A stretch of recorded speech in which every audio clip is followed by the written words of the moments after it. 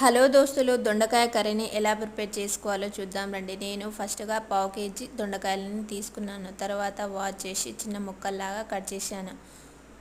తర్వాత ఒక గిన్నె పెట్టి అందులో కొంచెం ఆయిల్ పోసి ఆయిల్ హీట్ అయిన తర్వాత 1 స్పూన్ జీలకర్ర పోపు దినుసులను వేసుకోవాలి.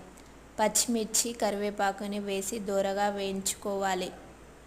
ఇలా వేయించుకున్న తర్వాత అందులోకి దొండకాయ ముక్కలను యాడ్ చేసి మూత పెట్టి బాగా ఉడికించుకోవాలి. ఇలా ఉడికిన తర్వాత అందులోకి 1 స్పూన్ అల్లం వెల్లుల్లి పేస్ట్ని కూడా యాడ్ చేయాలి. అందులోకి టమాటాలని యాడ్ చేసి తగినంత సాల్ట్, పసుపు, కారం యాడ్ చేసి మంచిగా కలుపుకొని మూత పెట్టి ఒక 5 మినిట్స్ ఉడికించుకోవాలి. అందులోకి కొత్తిమీరని కూడా యాడ్ చేయాలి. మనకు కావలసిన దొండకాయ కర్రీ రెడీ.